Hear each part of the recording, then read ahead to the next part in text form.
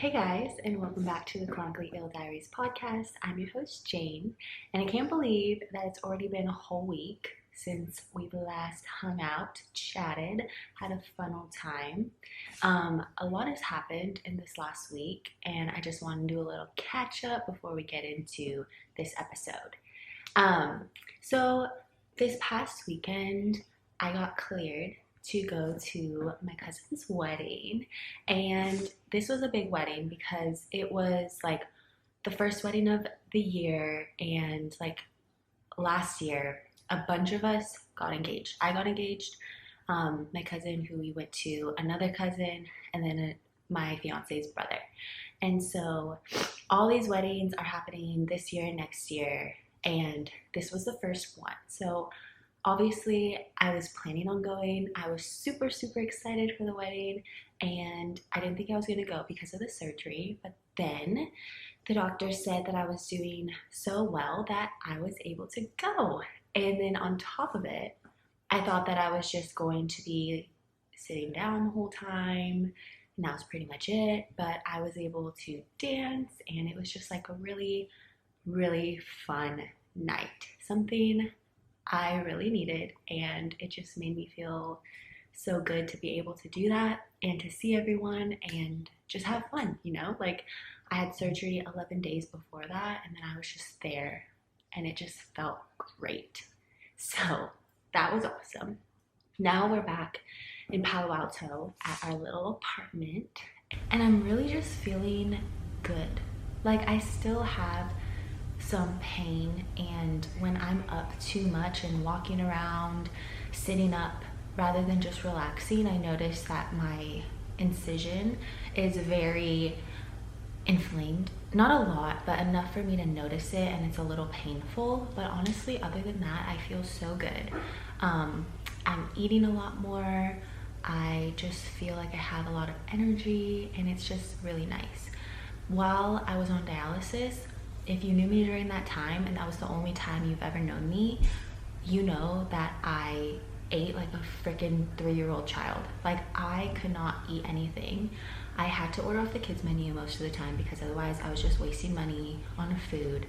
And now it is just so great to be able to eat again because it's just awesome to eat. If you like to eat, like eat all your food. I always want to eat all my food, but I just couldn't.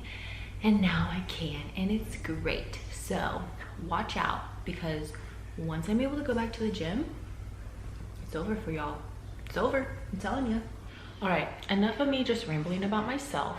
I really, really wanted to get into this episode today because I just thought it was such an important topic and something that I struggled with for a long time, and luckily was able to see the light at the end of the tunnel, as cliche as that sounds. And I really just wanted to share like how I got there, just my way of getting there, and maybe giving you guys some tips if you are in a similar situation to me.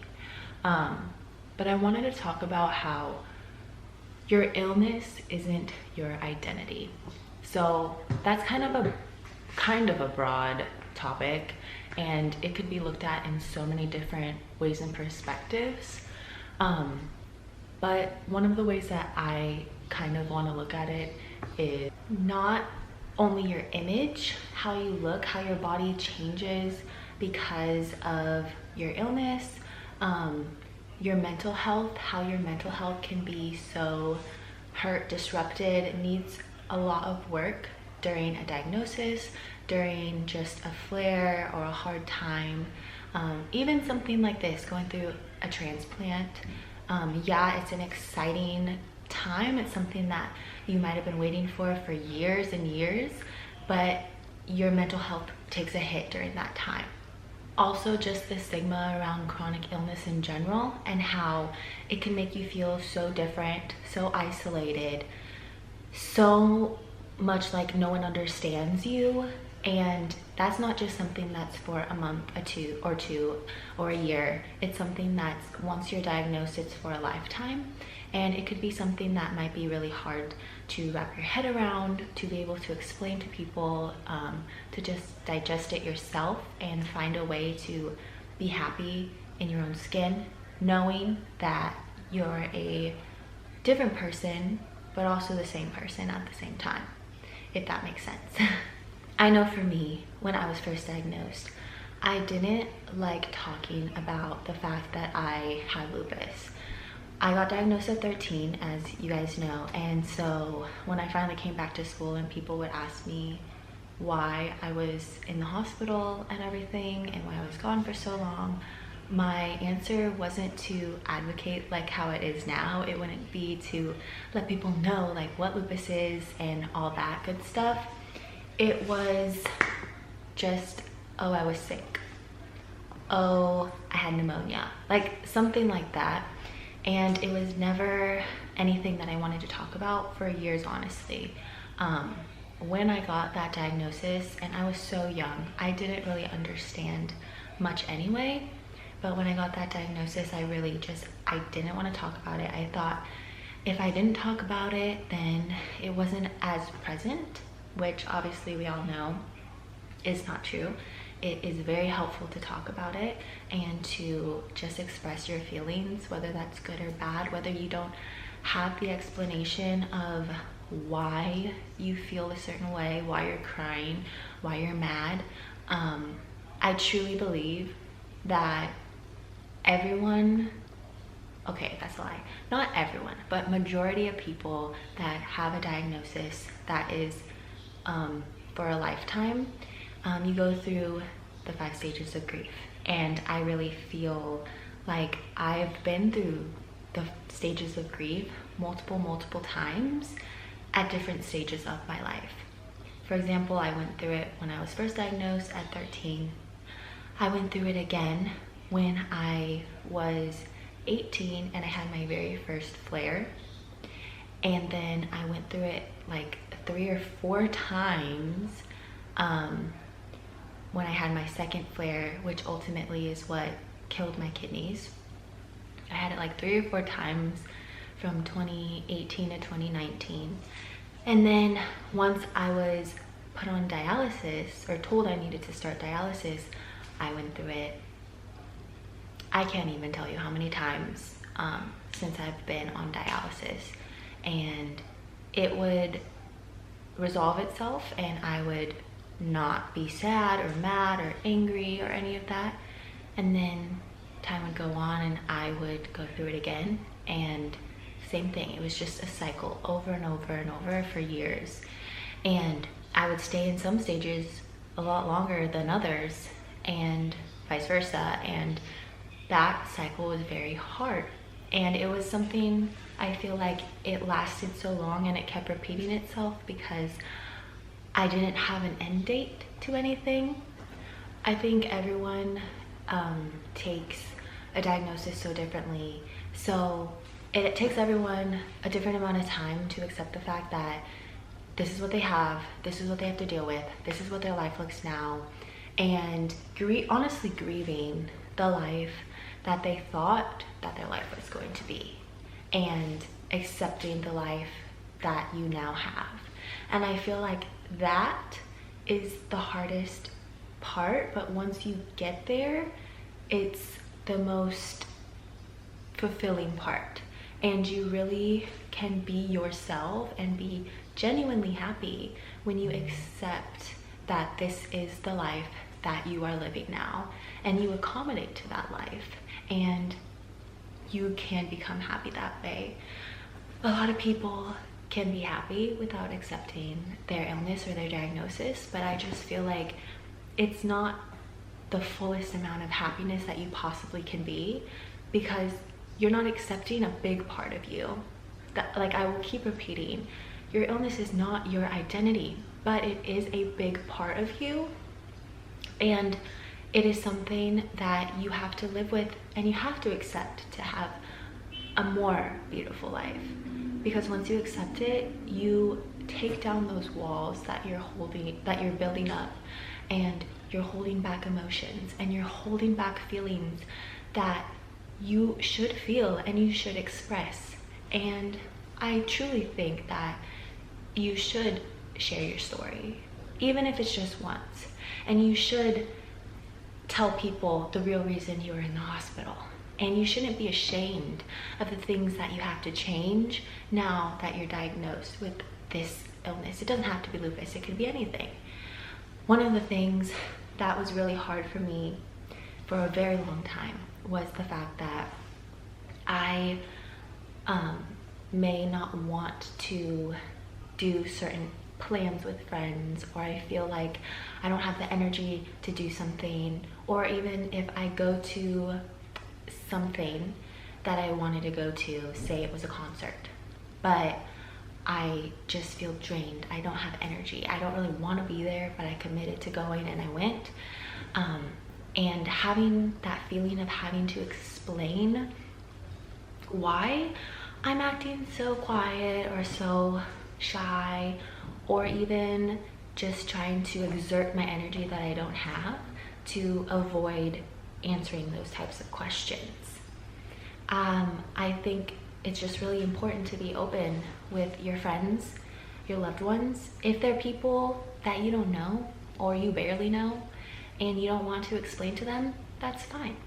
But your friends that love you and you love, you should feel comfortable to explain to them. And if they're really your friends, if they're really meant to be your boyfriend or your girlfriend or your husband or your wife, they will listen and they will understand. And that was something that I was very scared of for a long time, because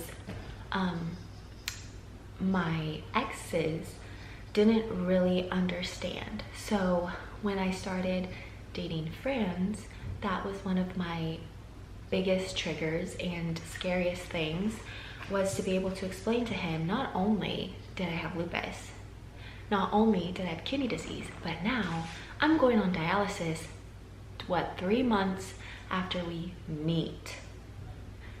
And that scared the shit out of me because of what happened in the past. But to my surprise and thankfully, he didn't react in the way that I thought he was going to react. And if I would have let myself continue to like hide and be scared of just letting people in my life that I care about know what's up, then we wouldn't be together right now, and we wouldn't be getting married next year, and a lot of things would have been different. It's like a butterfly effect. I feel like this applies to anything in general. If you don't know when something's going to end, it just makes the process a lot harder and a lot more gruesome than it really needs to be.